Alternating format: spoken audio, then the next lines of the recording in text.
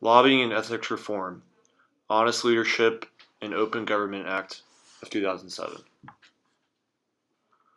Republicans opened the 109th Congress confident from their 2004 election victories, which gave President Bush a second term and expanded the party's majorities in both chambers. They had occupied a 53% in the House and a 55-seat majority in the Senate that the leadership believed would allow them to overcome the Democrats.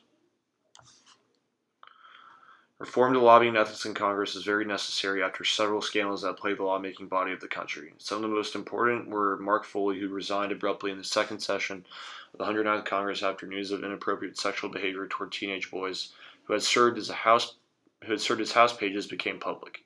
After Jack Abramoff, close associate of Representative Tom DeLay, pleaded guilty to charges of conspiracy, mail fraud, and income tax evasion in the first session of the 109th Congress.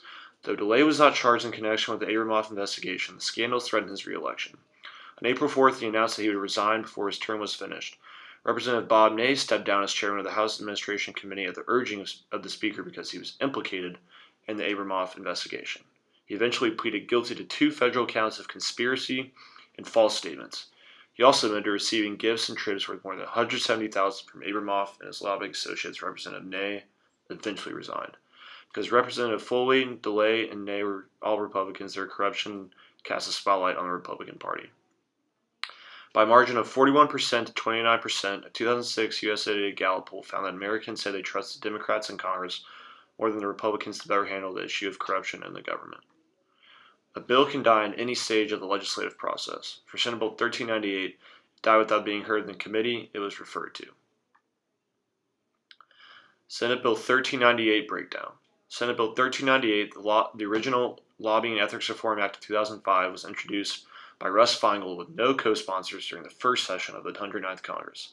The bill was referred to the Homeland Security and Governmental Affairs Committee. It was read twice with introductory remarks from the sponsor. However, there were no hearings, markups, or votes. It died at this point.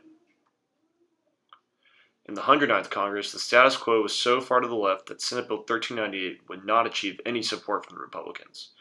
Their gridlock zone is in between the filibuster pivot, being Senator Nelson at negative 0.3, and the veto pivot, being Senator Chafee at 0.003. The status quo was achieved by averaging out the DW nominant scores of the co-sponsors. For Senate Bill 1398, there were no co-sponsors, so the DW nominant score of the sponsor was used. The status quo is not in the gridlock zone. Therefore, there needs to be numerous changes to the bill to achieve bipartisan support. Senate Bill 1398 in the 109th Congress had no co-sponsors. Senate Bill 1 in the 110th Congress had 17 co-sponsors, including important senators such as Minority Speaker Mitch McConnell and Susan Collins.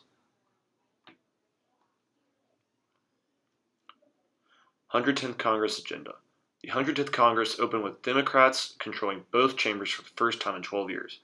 They vowed to clean up what they had characterized during their campaign as a culture of corruption on Capitol Hill under the Republicans.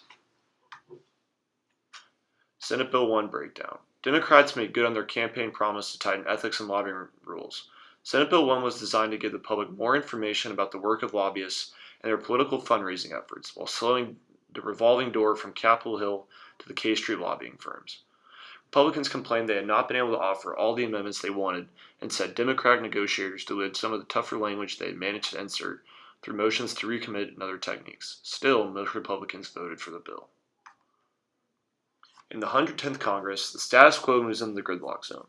The gridlock zone being in between the filibuster pivot, Senator Nelson at negative 0.035, and the veto pivot, Senator Specter at 0.061. The status quo for Senate Bill 1 was achieved the same way as Senate Bill 1398. Averaging the DW nominant scores of the sponsor and co-sponsors. The status quo was within the gridlock zone. This means that both parties are able to form an agreement on the specific language and policies the bill covered. In conclusion, Senate Bill 1 was able to achieve bipartisan support, while Senate Bill 1398 could not.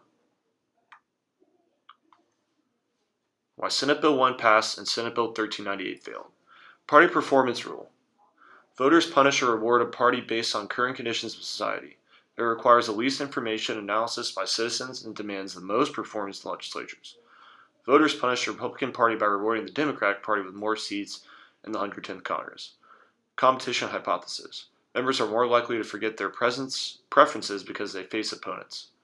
Even though Republicans prefer less lobbying and ethics restrictions, The Democratic gain of seats in the 110th Congress reminded them that they were likely to face election challengers if they didn't pass an ethics reform bill. 3.